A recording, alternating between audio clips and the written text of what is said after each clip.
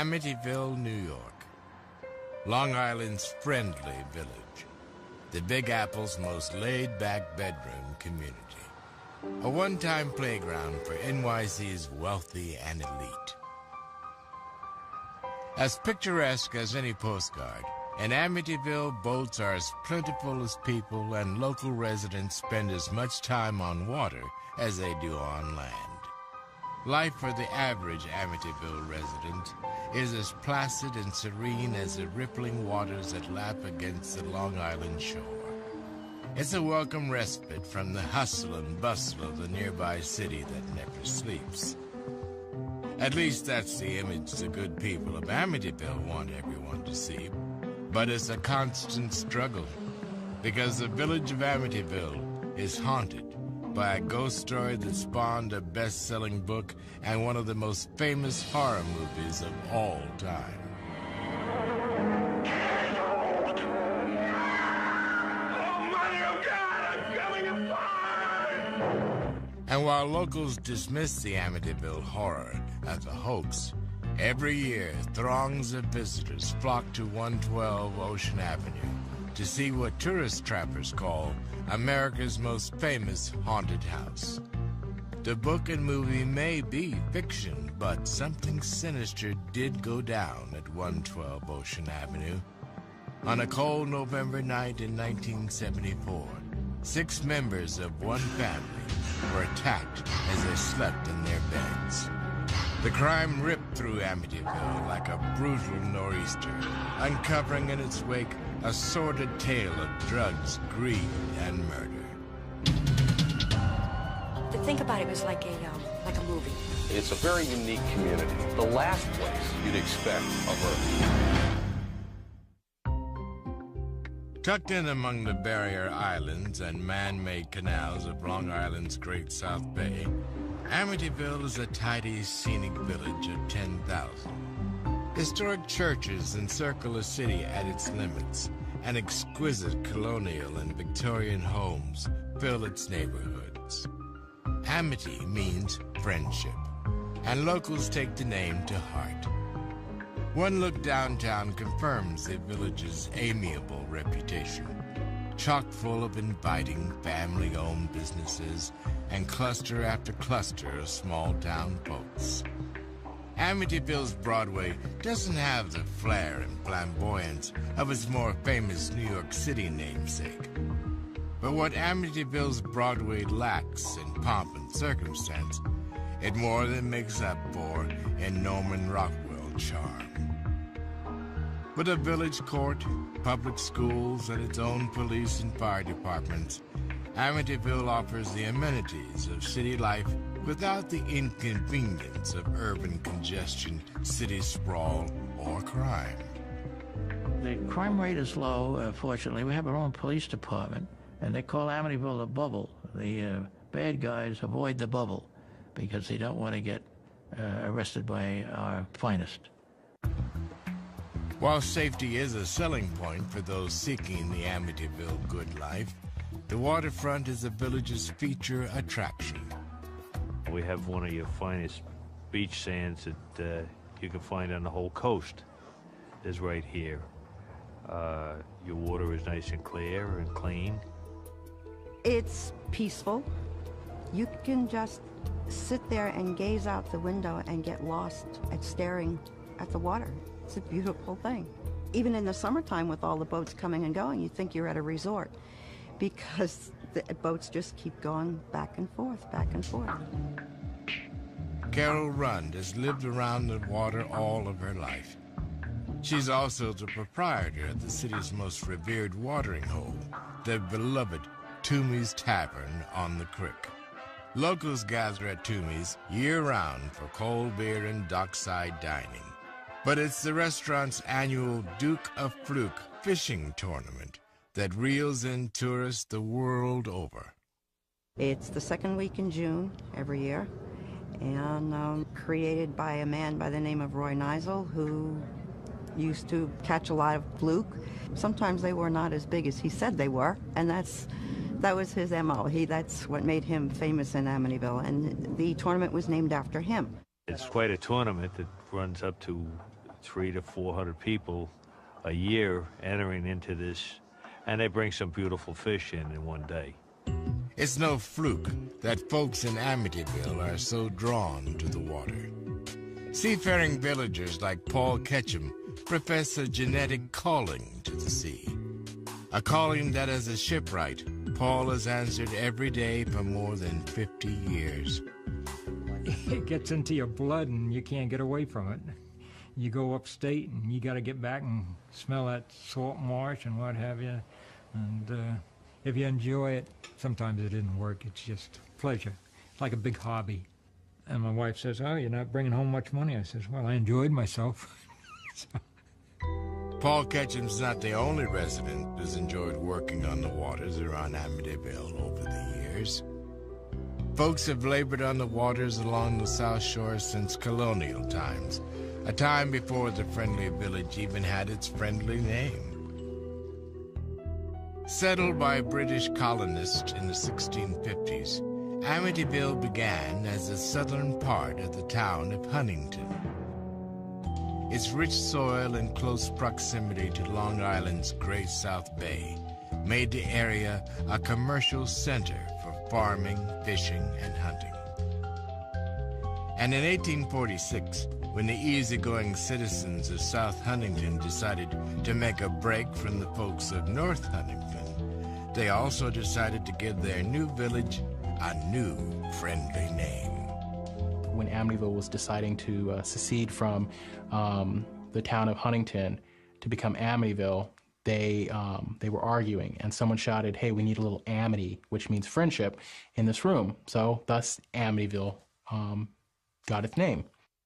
The irony of naming your village Amityville during a fistfight was probably lost on the village's founding fathers. Over time, Amityville grew into its new name and reputation. The village of Amityville soon became a summer destination for wealthy New Yorkers. And because of its close proximity to the Big Apple, Amityville also became a prime location for running illegal hooch during Prohibition. We had, I don't want to name any names, but we had rum runners.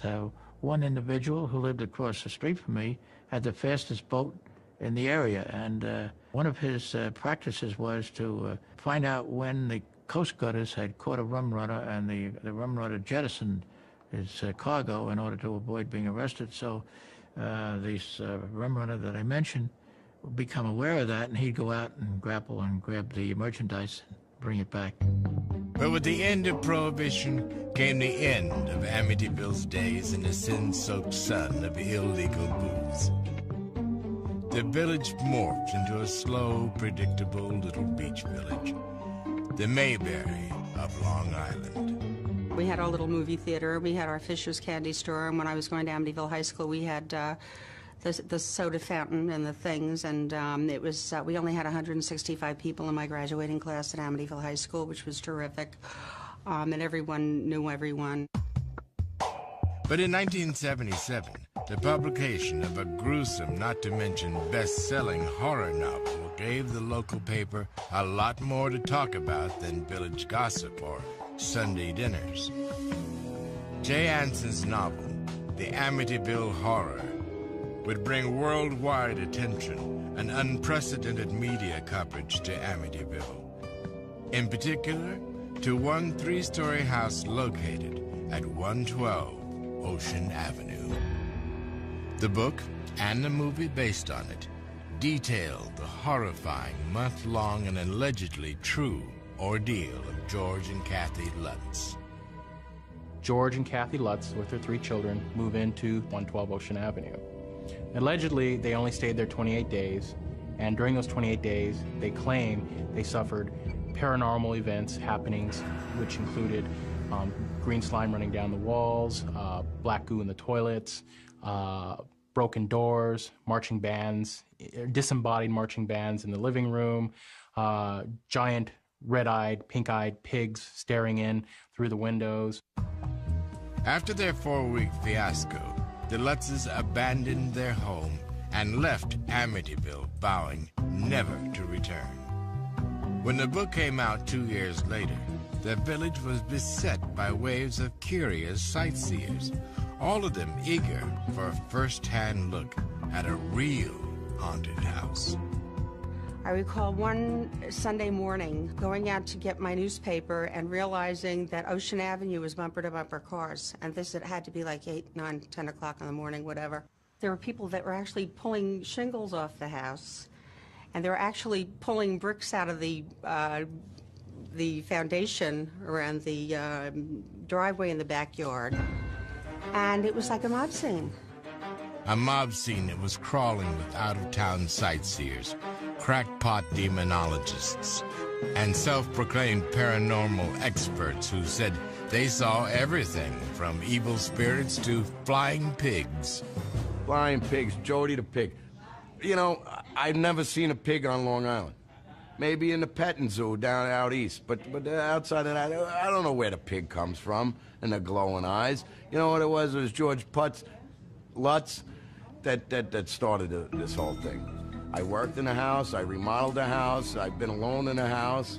I've had parties in a house with one of the families that bought the house afterwards.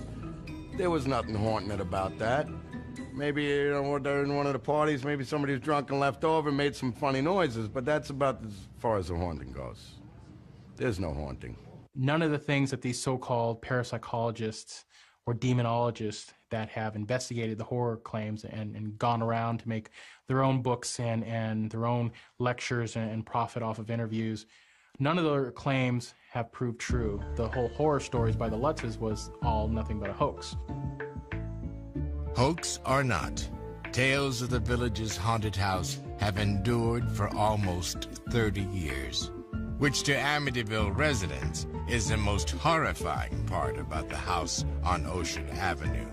If there's anything I can say to anybody out there who might think of coming to this town to see what's going on, do us all a favor and stay away. It's not just a fear of more unwanted visitors that keeps the people of Amityville so tight-lipped about their haunted house. What many residents are most afraid of is that the unwelcome attraction of gawking tourists and ghost-busting weirdos will bring the dark truth about 112 Ocean Avenue that much closer to the surface. And the truth is more terrifying than any work of fiction. Back in November 1974, a killer tore through a house, taking the lives of 6 people. And when the killing stopped, an entire family was dead. And everyone in Amityville feared for their lives. In the human body, the heart pumps blood through thousands. Straddling the borders of Long Island, Suffolk, and Nassau counties, Amityville is a peaceful waterfront community. A village full of big city conveniences and hardly any big city problems. The village offers residents an old-fashioned lifestyle, one you'd be hard-pressed to find anywhere else on the island. And with New York City only a 45-minute commute away, Amityville residents can be relaxed country folk at home and big city business types at work. A lot of people commute into the city for work. The railroad is packed almost every day. There's not very many parking spots up in a parking lot to catch the train. And a lot of people commute, which you see that on the parkways anytime you're trying to go to the city. With reliable transportation to and from the Big Apple, it's no wonder so many New Yorkers choose to leave the city life and set up camp in Amityville. And in 1965, Ronnie DeFeo and his wife Louise left their cramped apartment in Brooklyn for a beautiful 3-story house in Amityville. Together with their 5 children, Ronnie Jr., Dawn, Allison, John, and Mark, the DeFeo family made 112 Ocean Avenue their home. They come out to Long Island, to the promised land. Their searches after the golden dream of suburbia. They lived on a canal that went into the bay, with boat moorings on the houses. They lived in this beautiful 3-story house. And they put a sign in front of their house, High Hopes. The DeFeos did indeed have high hopes for their new life in Amityville. Ronnie Sr. worked for his father-in-law's successful car dealership back in Brooklyn. The gig afforded Ronnie and his family all the luxuries required of the Amityville way of life. But the Brooklyn-bred DeFeos were much better at looking the part of Amityville residents than they were at actually being Amityville residents. Village of Amityville residents did not really like the DeFeos. The DeFeos were from Brooklyn. They didn't fit the South Shore atmosphere, the style. Mr. DeFeo was quite loud and boisterous. So they didn't fit that persona that the village residents wanted to see in their neighborhood. The DeFeos may have been rough around the edges, but they did their best to live up to the village's friendly image. I can remember a time I used to fish a lot when I was a kid in the summer. And I had to go to the bathroom real bad. And I came back, and John said, "Come on, you can come in my house, no problem." The type of people they were. They just give you whatever they could do for you, they do for you. Still, the DeFeo family was having a hard time adjusting to life in the friendly village. But most of the DeFeos' problems weren't with the people of Amityville. They were with each other. The DeFeos' oldest son, Ronnie Jr., known to his friends as Butch, was a problem child in the absolute worst sense of the word. A nasty reputation as a schoolyard bully followed Butch from Brooklyn to the South Shore. It was a reputation Butch more than lived up to. I knew Ronnie as a kid in Brooklyn up until the time we were about 13. His family moved away first. He was the bully of Brooklyn. A lot of the kids were afraid of him. He went to a different school than I did, and many a day he'd get off the bus in front of my school and chase me home. I was petrified of him. By the time Butch reached high school, he was used to getting anything his heart desired. And what Butch mostly desired were guns, fast cars, and loose women. Ronnie was a very interesting guy. He was very amusing. I always got a kick out of him. I was always scared of him. There was something about him that really made you worry about him. And especially when he drank. By 1970, he had dropped out of high school and taken up recreational heroin use. By the time he was 20, Butch was all but jobless. He was working just one day a week at the car lot in Brooklyn. Without a real job, Butch relied on his family to support him and his drug habit.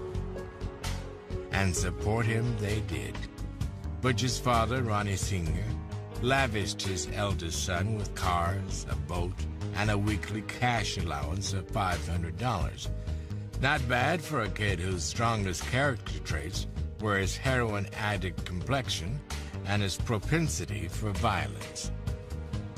Ronnie, on his own, apparently, was not capable of earning a great living. I mean, he worked, in the family business. He had a drug problem that he was, supporting. He, hung out in bars. He was buying drinks. He was dating. And his father had the purse strings. But despite the boat, car, and a weekly allowance ample enough to keep even a Kennedy kid satisfied, Butch was still unhappy. With an ever-increasing frequency, Butch found himself at odds with family, friends, and the Amityville PD. Not that Butch was the only man in the DeFeo house with problems.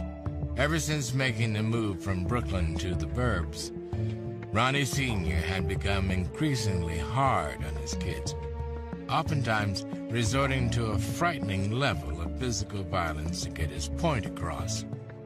He was quite abusive. He would go off the deep end for the slightest infraction. One time, a family was eating dinner at the dinner table, and Butch dropped his napkin. Well, normally you bend down to pick up your napkin. Well, Butch did so. he raised back up, and his father asked him, "Why'd you leave the table?" Butch was surprised by this and said, "I didn't. I just went to go pick up my napkin." Like it was nothing, Big Ronnie got up out of his chair, grabbed his son, threw him against the wall, and started beating on him until he was a bloody pulp. Afterwards, he let his son go, sat back down at the table, and ate dinner like nothing had happened. That was life in the DeFeo house. Ronnie told stories about how he had to come downstairs and keep his sister Dawn from stabbing their father with a kitchen knife. On another occasion, he calls his father a fat F and points a gun at him and clicks it, and it doesn't go off. Between Butch's never-ending string of troubles and Ronnie Sr.'s penchant for violence, the atmosphere at 112 Ocean Avenue was more tumultuous than the South Bay in rough weather. But no one in Amityville, not even the DeFeos themselves, had a clue just how deadly their household would become. And by the time anyone in the friendly village found out, it would be far too late. Autumn in Amityville is a beautiful but difficult time. As the tree watchers migrate down the South Shore in search of the colorful, changing autumn leaves, local folks begin the task of storing the town's argosy of sailboats and pleasure craft for the winter. You start hauling the boats for winter, putting them away, and blocking them up, covering them up, and then you just about get them all covered up. You might do a few winter jobs like painting them and repairing them, and it's a vicious cycle. The harder the people use the boats, the more work we got. The fall may be hard for shipwrights like Paul, but in the fall of 1974, no one had it harder than the DeFeo family. Son Butch was not only up to his neck in heroin, guns, and run-ins with the law, but Father Ronnie had become violent as well. Still, Ronnie Sr. was doing his best to control his temper, and by November of 1974, son Butch had managed to clean his act up long enough to go back to work full-time at the family's car dealership. Things were, by the DeFeo family's dysfunctional standards, pretty good. But the good times wouldn't last long, to say the least. For Butch DeFeo, November 13th was an unusually busy day. Butch was at the family car dealership in Brooklyn by 6 a.m., which for Butch wasn't too shabby. Business at the dealership was slow that morning, so with little else happening, Butch decided to knock off early. He stopped by a buddy's house and then spent a couple of hours shopping at the mall in nearby Massapequa. And Butch also found time to score a couple of bags of smack. A few hours after shooting up, Butch took his one-man party over to a bar just down the street from his family's home. After several attempts to call his family, Butch told his drinking buddies that he was going home to check on things. Moments later, Butch returned from home and told the folks at the bar news that would change the city of Amityville forever. My son was in a local bar up on the Merrick Road and Ocean Avenue, and Ronnie DeFeo came running in and he said, "My father and mother are dead." So they all jumped in the car, he and several other young men, and when they got there, somebody came down and said, "Oh, they're all dead." In addition to Ronnie Sr. and his wife Louise, their children, Allison, John, Mark, and Don, were all dead, murdered. Each one shot with a rifle while they slept. Each one, his mother and his father, his sister, each one dead. Probably one of the most dramatic crimes that has ever occurred on Long Island, where there have been a great many spectacular crimes. So dramatic that by the next morning, villagers from Toomey's Tavern to Amityville High were talking about the grisly killings at 112 Ocean Avenue. I woke up one morning, like every friggin' morning. Go up, Mom's cooking breakfast, everything's ready to go. Well, I come down this one morning, and nothing's ready to go. Not a damn thing. Mom's sitting watching TV. Well, what's the matter? She wouldn't tell me. I went to school that morning without knowing and reached the school and found out what happened. And as you can imagine, it was traumatic. Everyone was semi-terrified. Actually, people were actually locking up, and that was not the kind of a neighborhood where you would feel you couldn't leave your door open. You know, if it was a nice fall day or whatever, for fear of having somebody coming in and murdering you. As for the Amityville police, investigating a few stolen boats or rousting out the drunks from the wharf was one thing. But tackling a murder investigation where there were a half-dozen corpses, it wasn't exactly a routine case. Amityville police jurisdiction only goes up to the higher misdemeanors. Then the first precinct in Babylon handles anything that's considered a felony. So while the initial discovery or whatever operation might have been handled by Amityville, it subsequently or eventually was handled by Suffolk County cops. A whole family is systematically murdered in their own home. People were scared. People were fearful. Was there a maniac, psychopath running around loose in the streets? Luckily for the good people of Amityville and the Suffolk County PD, they started answering that question pretty quickly. That's because Butch DeFeo almost immediately gave authorities what proved to be the case's first real tip. Butch revealed a startling DeFeo family secret. According to Butch, the DeFeos and their car business were an integral part of a major Brooklyn crime syndicate. The way the dealership was a front for the mob was it consisted of money laundering, body disposal, evidence disposal, where they would melt weapons down in the body shop's melting pot. It was a front. It did the dirty business of organized crime. Butch told the cops that since their move to Amityville, the DeFeo family business hadn't been good enough or dirty enough to suit the mafia overlords. Butch claimed the strained ties with their mob captain had gotten the DeFeo family killed. His original story was that his family had been killed by a hitman, and he was cooperating with the police and trying to find out who this hitman was. And the police had originally concerns, if it was a hitman, whether he might be a target himself.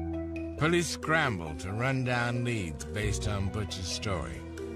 But in searching the DeFeo house, the cops uncovered some evidence that linked the DeFeo murders to another family, their own. In Butch DeFeo's bedroom, the cops discovered the box to a .35 caliber Marlin rifle, the same type of weapon used to kill the DeFeo family. With evidence linking him to a possible murder weapon, the cops turned their attention away from the mob and toward Butch DeFeo.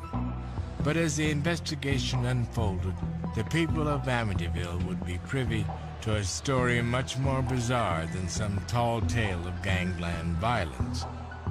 Instead, they would hear a slew of shocking accusations, stories of police brutality, a mysterious legal cover-up, and a bizarre allegation that would have everyone in Amityville asking the same question: was Butch DeFeo the real killer, or was another DeFeo responsible for the family's murder? November 1974 was the month that changed Amityville, New York, forever. On the morning of the 13th, 6 members of the DeFeo family, Ronnie Sr., his wife, Louise, and 4 of their 5 children, had been brutally murdered in their own home. After first suspecting the killings to be gang-related, police had discovered a rifle box owned by Butch DeFeo. It was a box that fit the same type of rifle used to kill the rest of the family. It was this piece of evidence that made the family's oldest son, the only surviving member, the prime suspect. When word got out that the sole survivor of the DeFeo family was also the alleged killer, it made local residents sicker than a first-time fisherman in a 5-foot swell. And it only got worse for Amityville locals when the national news media descended on the village. It was horrible. You couldn't get down the road here. The police had the roads blocked off. You couldn't get in. You had to show proof of where you lived. The only way, if you wanted to go out and buy a loaf of bread or a gallon of milk, you had to walk. Because if you took your car, it'd be 2 hours. You had to go around the backside. And for a local department already overburdened by the task of a complex murder investigation, fielding reporters' questions and working crowd control around the house at 112 Ocean Avenue made cracking the case even more difficult. But then on November 15th, just 2 days after the DeFeo family murders, the police announced they had officially solved the case. Their prime suspect, Butch DeFeo, had confessed after hours of intense interrogation. And he provided investigators with a treasure trove of physical evidence with which to build their case against him. He told where he dumped his clothing and the cartridges, told where he dumped the rifle.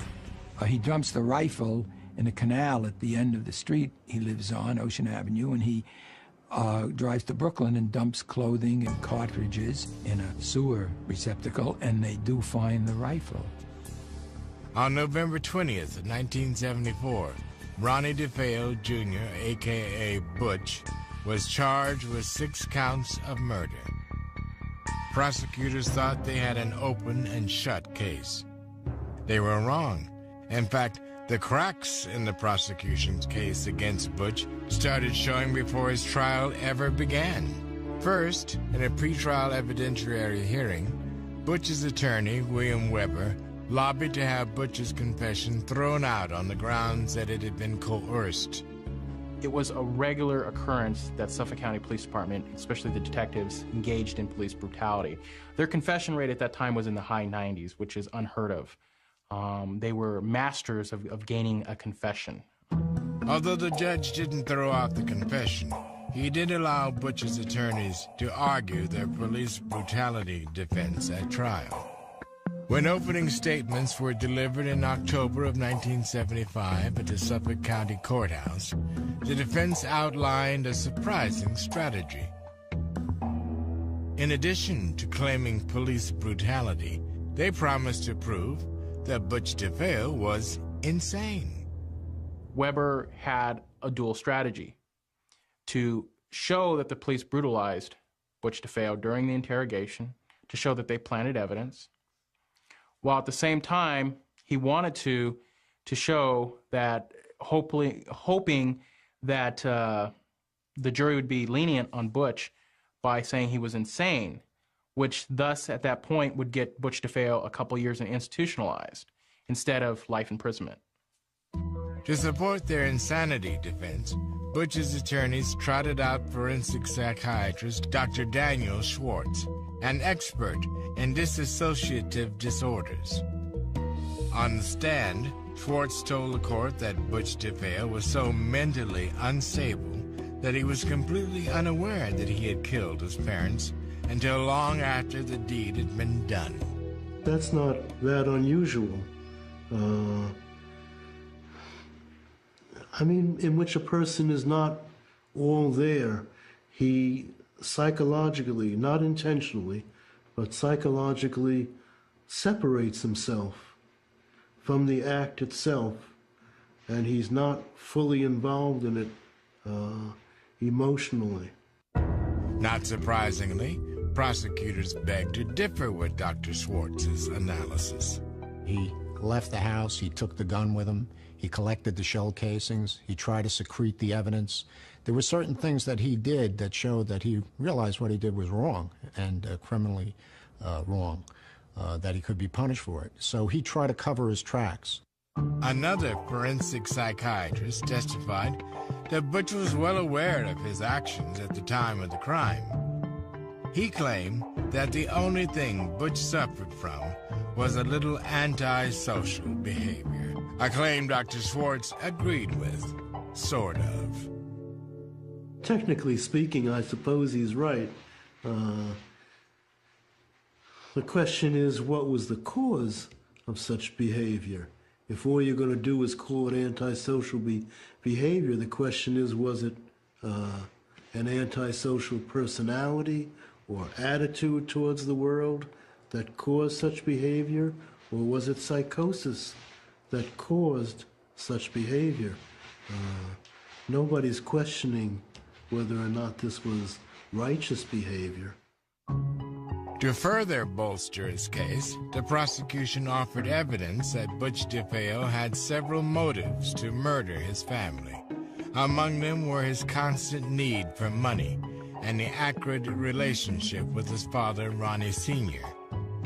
There was testimony in the trial that there had been actually fistfight witnessed between him and his father close in time to the murder itself. I think it was a combination of things. Probably his drug dependency, money, his relationship with his father.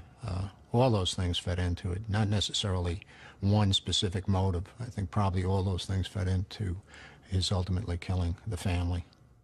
The prosecution's portrayal of Butch DeFeo as a drug-addicted, money-hungry, spoiled brat who was willing to kill his family to fuel his own dark desires resonated with the jury.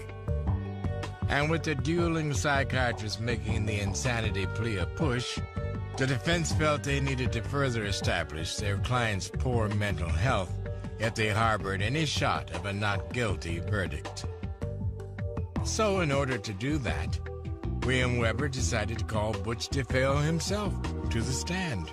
At first, it looked like the move would backfire. On the stand, DeFeo told as many versions of the killings as there were members of the jury. Weber showed DeFeo a picture of his father's body. Butch, he asked suddenly, "Did you kill your father?" "Did I kill him?" DeFeo echoed. "I killed them all. Yes, sir, I killed them all in self-defense." And later he says, "As far as I'm concerned, if I didn't kill my family, they were going to kill me. And as far as I'm concerned, what I did was self-defense, and there was nothing wrong with it." There was one allegation that actually seemed feasible. Butch told the court that his sister Dawn had helped him kill their parents. According to Butch, Dawn took their plan too far when she killed her siblings. So to rectify the situation, Butch just killed Dawn. He killed them all. He didn't kill them all. He only killed Dawn. He killed his parents, but he didn't kill his siblings, and then he killed Dawn. It changes all the time. He would always try to change the facts to suit his own purpose or what he thought the jury would buy. After his testimony, everyone in the courtroom was sure of one thing. Butch DeFeo was a bad, bad man. But was he also insane? After closing arguments, that question was left up to the jury to answer. And everyone in Amityville was wondering what fate they would deal the village's most notorious resident. Life in prison, or a few short years upstate in a mental institution. Perhaps no community in America works harder to present a peaceful, friendly image than the village of Amityville, New York. Whether you're strolling down the tidy tree-lined boulevards of downtown, or soaking up some suds with the local rabble-rousers at Toomey's Tavern, everything about life in Amityville seems relaxed and neighborly. But in November 1975, villagers there found themselves in an unfamiliar and most uncomfortable position: the spotlight. That's because that fall, all of America was focused on the friendly village, eager to learn the fate of accused murderer Ronnie Butch DeFeo. DeFeo was being tried for the murder of his entire family, 6 people in all. And when the jury retired to deliberate, they had two choices. They could find DeFeo guilty and sentence him to life in prison, or they could find him not guilty by reason of insanity and ship him off to some mental institution for a few years, after which he'd be free to return to Amityville. After deliberating for 2 days, the jury returned with their verdict. They found Butch DeFeo guilty of the murder of his entire family.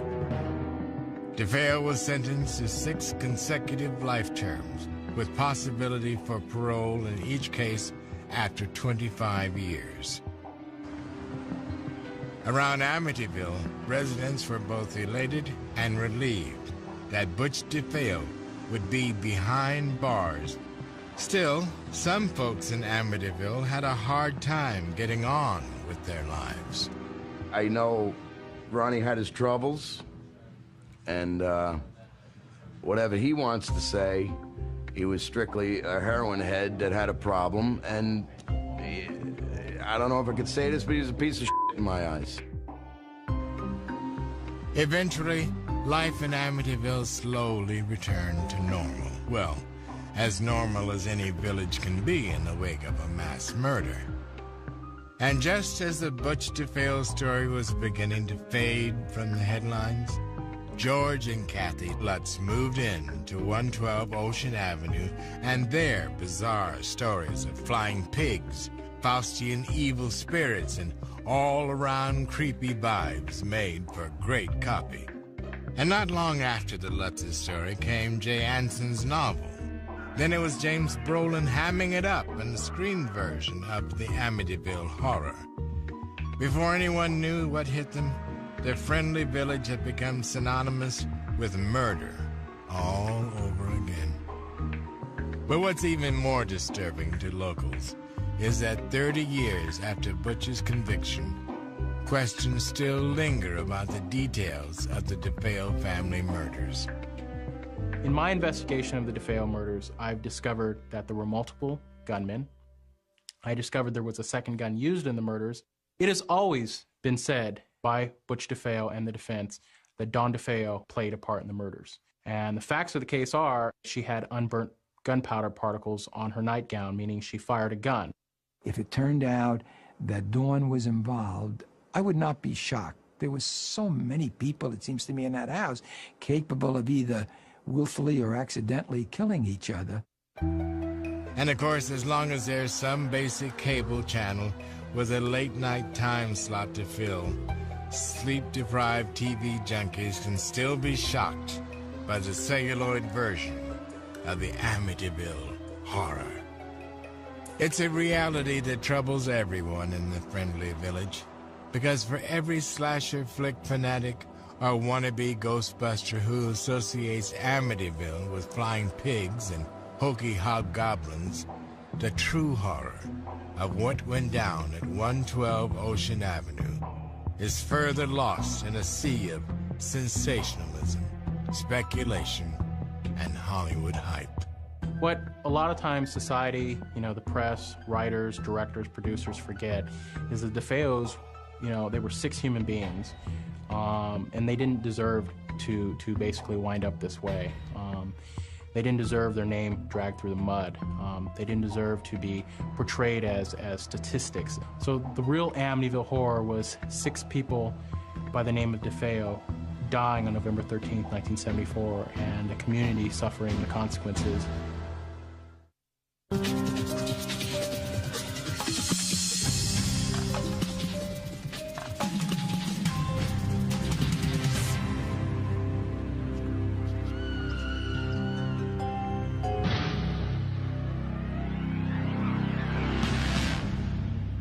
Amityville, New York, Long Island's friendly village, the Big Apple's most laid-back bedroom community, a one-time playground for NYC's wealthy and elite. As picturesque as any postcard, in Amityville, boats are as plentiful as people, and local residents spend as much time on water as they do on land. Life for the average Amityville resident is as placid and serene as the rippling waters that lap against the Long Island shore. It's a welcome respite from the hustle and bustle of the nearby city that never sleeps. At least that's the image the good people of Amityville want everyone to see. But it's a constant struggle, because the village of Amityville is haunted by a ghost story that spawned a best-selling book and one of the most... It's peaceful. You can just sit there and gaze out the window and get lost at staring at the water. It's a beautiful thing. Even in the summertime with all the boats coming and going, you think you're at a resort because the boats just keep going back and forth, back and forth. Carol Rund has lived around the water all of her life. She's also the proprietor of the city's most revered watering hole, the beloved Toomey's Tavern on the Creek. Locals gather at Toomey's year-round for cold beer and dockside dining. But it's the restaurant's annual Duke of Fluke fishing tournament that reels in tourists the world over. It's the second week in June every year, and created by a man by the name of Roy Neisel, who used to catch a lot of fluke. Sometimes they were not as big as he said. In pomp and circumstance, it more than makes up for in Norman Rockwell charm. With a village court, public schools, and its own police and fire departments, Amityville offers the amenities of city life without the inconvenience of urban congestion, city sprawl, or crime. The crime rate is low, fortunately. We have our own police department, and they call Amityville the bubble. The bad guys avoid the bubble because they don't want to get arrested by our finest. While safety is a selling point for those seeking the Amityville good life, the waterfront is the village's feature attraction. We have one of your finest beach sands that you can find on the whole coast is right here. Your water is nice and clear and clean. Famous horror movies of all time.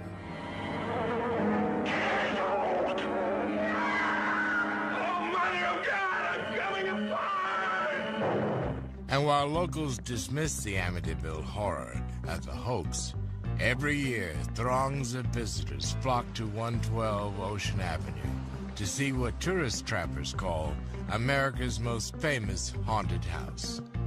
The book and movie may be fiction, but something sinister did go down at 112 Ocean Avenue.